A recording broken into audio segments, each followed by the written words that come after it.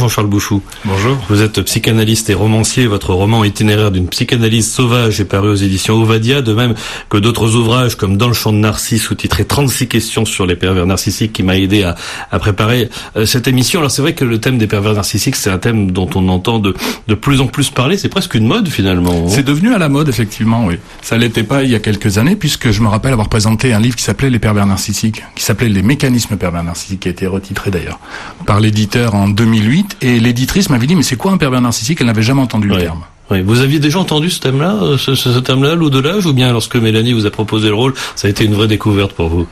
Non, je l'avais déjà entendu, mais après, j'aurais pas su l'expliquer précisément. Oui, parce que c'est vrai que c'est un mot qu'on entend et qu'on emploie peut-être un peu à tort et à travers. Complètement à tort et à travers. Voilà, on va essayer de faire un petit peu le tour de ce concept avec vous. Déjà, bon, le mot pervers, on va peut-être pas trop insister là-dessus, mais enfin, on va en parler dans un instant. Mais le mot narcissique, c'est quand même très très étonnant, parce que bon, dans le film, on voit pas que le personnage de Sarah passe sa vie à se regarder dans la glace en se disant qu'est-ce que je suis belle et qu'est-ce que les autres sont moches. C'est pas du tout ça le personnage de Sarah.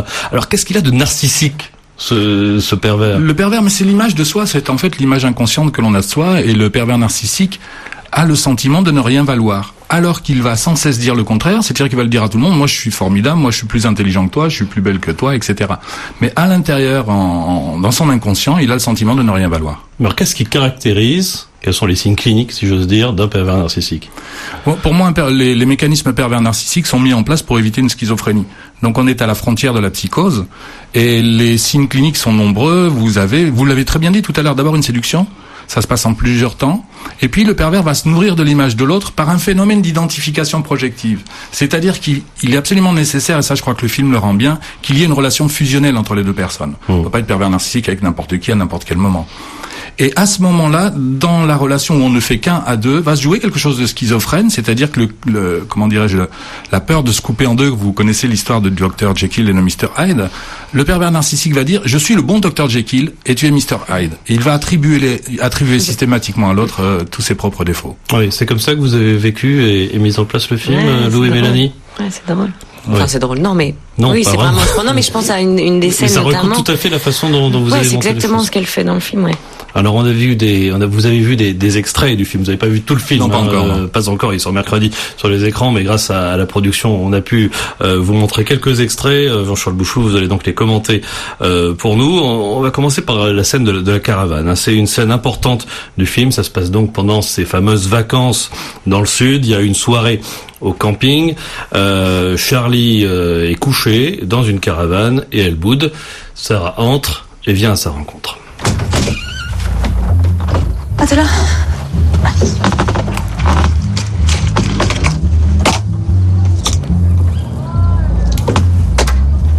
Tu vas me faire la gueule encore longtemps? Moi? Bah oui, toi. Franchement, ça commence à être lourd. Je connais personne, toi t'es là, tu dis pas un mot. C'est quoi le souci? Je croyais que c'était toi. Ah, voyons. Je me suis bien plantée avec l'espagnol. Il en a rien à foutre de ma gueule. Ça va être un peu chelou pour toi avec ta mère, non? Non, c'est juste comme ça. Ça lui fait du bien. Non, mais quand même, si un jour ça devient ton beau-père, s'il te plaît, adoptez-moi. Allez, dis oui. Non, mais arrête. Mais c'est pas sérieux, je te dis, ça va pas durer. Tu veux dormir? Ouais. Il est tard, non? Eh ben, bonne nuit. Voilà, et puis la porte qui claque, et pas qu'un peu. L'au-delà, vous savez claquer une porte au cinéma. Alors, votre personnage, la Sarah, il change de ton en permanence dans cette scène qui est pas très très longue quand même. Ça rejoint ce que disait Mélanie tout à l'heure, c'est vraiment la douche écossaise, quoi. C'est ça, elle fait passer Charlie par des choix et froids permanents pour pouvoir la garder sous son emprise. Mais donc pour vous, c'est vraiment une manipulatrice, elle le fait de façon consciente. Je sais pas si c'est conscient, je crois pas, parce qu'en fait, sans ça, elle serait pas heureuse. Donc, elle crée ça dans sa vie, elle crée cette relation-là pour vivre. Pour vivre, Donc, tout je pense simplement. que- C'est un peu ce que disait Jean-Charles Bouchot tout à l'heure. Mais alors, est-ce que, je vous pose la question d'une façon peut-être encore plus brute de décoffrage, si j'ose dire, est-ce que un pervers narcissique, en l'occurrence une perverse narcissique, c'est une manipulatrice? Ah, complètement, oui. Mais volontaire, c'est-à-dire elle manipule les gens. C'est à très son bien dépendant, répondu. ou bien est-ce qu'il y a un plan derrière? Est-ce qu'elle réfléchit à tout ça? Je Est-ce qu'elle crois pas sait qu'il y quand ait elle de- va rentrer dans la caravane qu'elle va lui faire subir ça? Je crois pas qu'il y ait le plan conscient. Elle est dans l'urgence. Ce sont des gens extrêmement fragiles, en fin de compte, hein. Elle est dans l'urgence et elle est profondément clivée, c'est-à-dire coupée en deux, et elle doit déposer ici sa mauvaise humeur avant de partir ailleurs, visiblement, faire la fête. Oui, C'est ça. voilà, c'est tout à fait ça. Donc, en même temps, c'est un peu l'image, Mélanie Laurent, ce personnage de Sarah, c'est un peu l'image de la fille libre, finalement. C'est un peu ça, comme ça aussi qu'on peut la voir, et que ses camarades de classe qui tombent sous son charme peuvent la vivre. Oui, c'est la fille libre. Oui, mais c'est parce qu'elle raconte beaucoup de choses aussi. Elle donne l'impression d'être libre parce elle le joue tellement bien, cette liberté-là. Or, dans le livre, par exemple, le personnage de Sarah a une mère très sympa, chez qui Charlie passe toutes ses soirées. Et du coup, moi, j'avais un souvenir de pas comprendre pourquoi elle est comme ça. Oui, mais la Là, mère, dans le la mère film- dans le film n'est pas du tout, Oui, pas en du fait, tout pareil. Hein. j'ai réécrit les contextes familiaux des deux personnages pour essayer d'avoir un peu d'empathie pour elle, pour pas que ce soit le bourreau atroce, manipulateur, qui n'est que méchant et qui ne fait qui est conscient de sa propre manipulation Oui, tout le temps. on va pas tout révéler, mais enfin on va dire que la mère de Sarah va pas très bien Non, non plus. enfin, en tout cas, il y a des explications quand on va voir un peu plus loin et qu'on va gratter. Oui, Jean-Charles Bouchot, est-ce qu'il y a justement des éléments, un contexte social, un contexte génétique, un contexte héréditaire en tout cas, qui peut expliquer le développement de ce genre de perversion? Génétique, je pense pas, enfin je ne sais pas, je crois pas, mais dans l'histoire de l'enfance du pervers narcissique, c'est certain, c'est absolument certain. Il n'y a pas vraiment d'instance paternelle. C'est-à-dire que le père, s'il n'est pas absent, il est présent absent. Et l'enfant a le sentiment qu'à un moment donné, au moins dans le discours de la mère, il peut se sentir plus puissant que son père. Oui. Ah, c'est intéressant. Mélanie, ça vous ouvre des perspectives. Ah ouais, c'est Ouais. génial. Non, parce que j'ai rencontré un pervers narcissique et que je comprenais pas d'où ça venait. Parce que je connaissais sa mère et je trouvais qu'il avait eu beaucoup d'amour. Donc je me... Oui, beaucoup d'amour, mais souvent d'une mère qui ne laisse pas non plus Oui, puis la là, je viens de distance comprendre s'installer. plein de choses avec l'image du père, du coup. Oui, mais ça, on se dit que finalement, Sarah, l'au-delà, elle a pas le choix, quoi. Ou bien elle devient ce personnage-là, ou bien elle tombe, elle se laisse totalement dériver et elle abandonne. Oui, en tout cas pour Sarah, c'est comme une défense. À un moment, elle a pris ça comme arme pour continuer à sourire. Oui, et en même temps, ces problèmes, elle les cache, quoi. Il n'est pas du tout évident et même envisageable pour elle de se confier, y compris à sa copine Charlie. Et alors moi j'ai une question parce que du coup en parlant de tout ça, par rapport aux victimes, le fait bourreau et victime, parce que finalement le pervers narcissique il a de l'effet s'il y a victime. Oui, il faut Qu'est-ce pas qu'on peut dire? Alors, Oui, qu'est-ce qu'on question peut- de Mélanie oui, c'est Laurent et réponse de Jean-Charles Bouchou. Alors la Qu'est-ce question qu'on c'est fait pourquoi est-ce que la victime revient sans cesse vers son bourreau? Parce qu'elle l'exaspère en fait, c'est-à-dire Sarah est exaspérée aussi parce que la victime accepte tout. J'ai l'impression, il y a des tas de réponses. Je trouve beaucoup de réponses. Et à chaque fois que je réfléchis, je trouve de nouvelles réponses. Il y a sûrement une compulsion de répétition, c'est-à-dire quelque chose qui là aussi remonte à l'enfance. Et chez la victime, un programme inconscient qui dit tu ne vaux rien. Et le pervers, donc, est rentré en séduction, il lui dit donc tu es quelqu'un de merveilleux à un moment donné. Ouais. Et tout de suite après, il lui dit mais tu ne vaux rien. On est dans le paradoxe sans cesse. Hein. Alors, il est crédible aux oreilles de la victime. Et c'est peut-être pour ça que la victime s'attache à son bourreau, parce qu'elle doit penser à tout moment il pourra me rendre ma bonne image, puisqu'il en est détenteur. You with this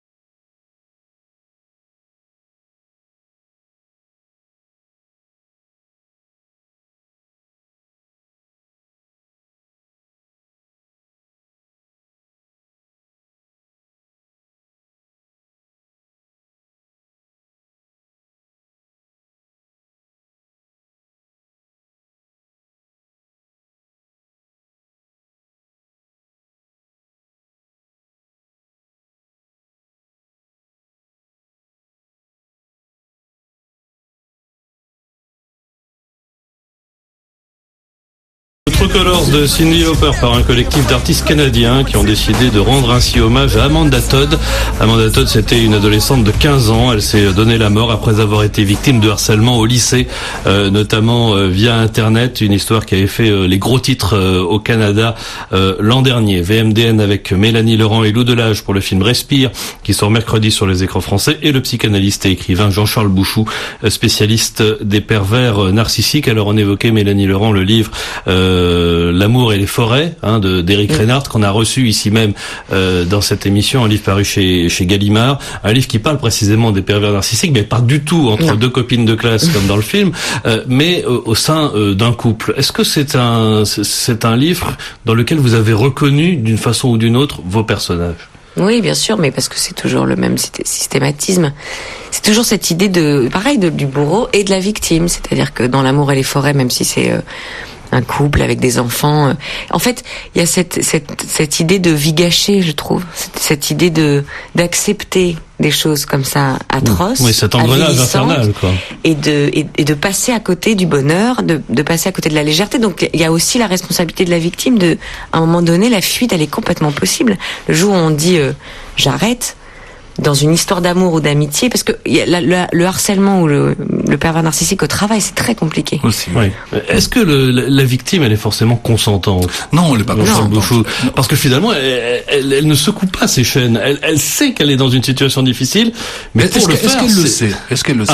Voilà, c'est une question, ça aussi. Oui. Non, elle est absolument pas consentante, dans le sens où elle est comme hypnotisée par son pervers.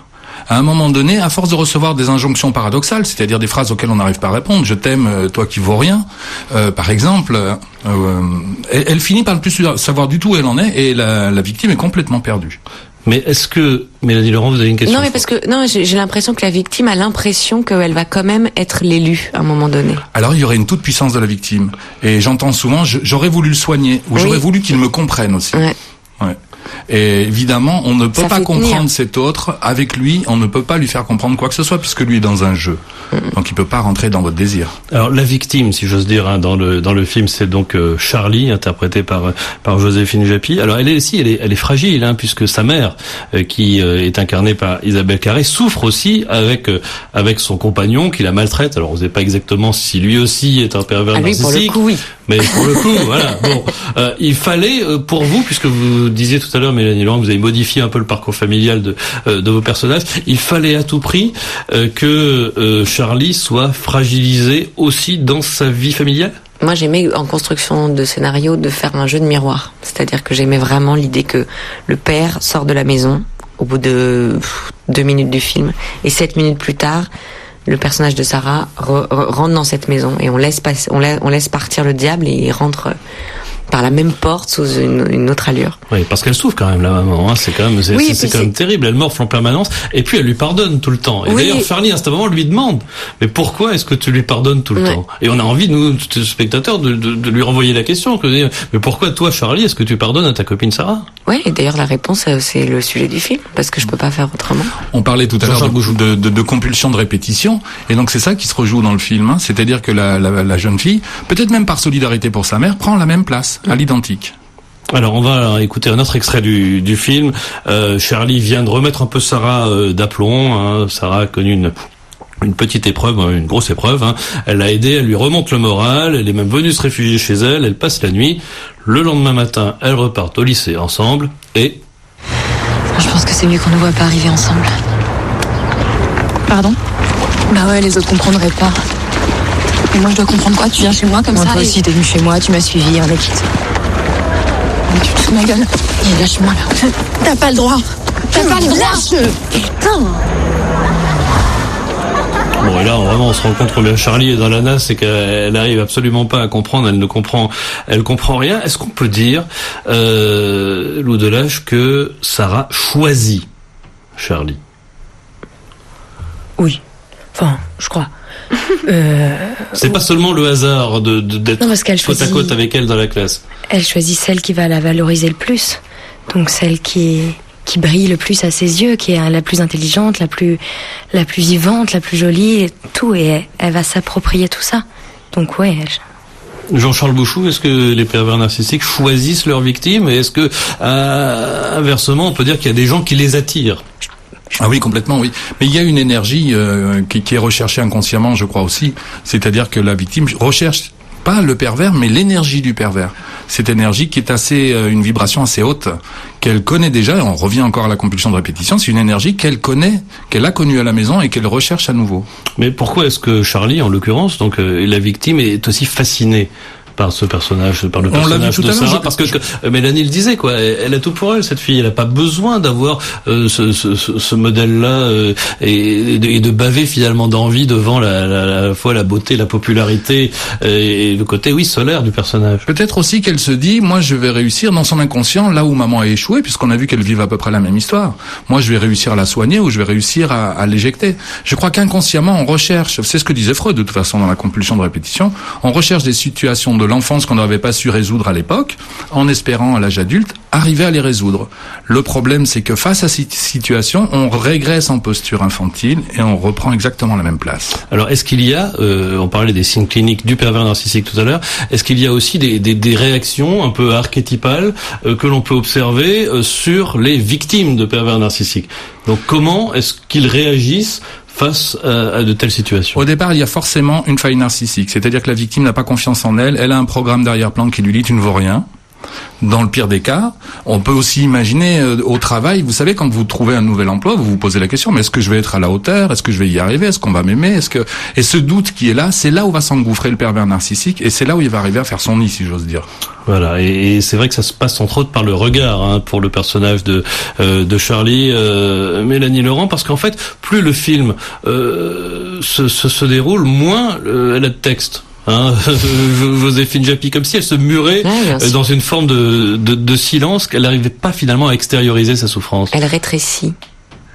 Elle s'assombrit, elle rétrécit. J'avais l'impression que c'est ça en fait. Quand on est victime de ça, on rétrécit physiquement, on rétrécit dans sa tête, on rétrécit on n'ose même plus assumer ce qu'on est, on perd complètement nos qualités en fait. On sait plus. Le pervers narcissique se nourrit de notre énergie, il se nourrit de notre image et effectivement ça fait penser aux vampires. Ouais, c'est ça. Ah bah on le disait souvent. Voilà, on est passé du diable au vampire, vous voyez, donc on reste toujours dans le même champ lexical. Nouvel extrait du film.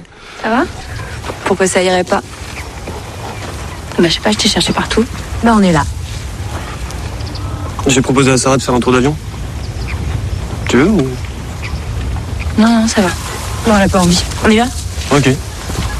Laisse, tu viens? Ok, fais gaffe là. Ça va? Ouais. Quoi? Viens, Tess. Viens.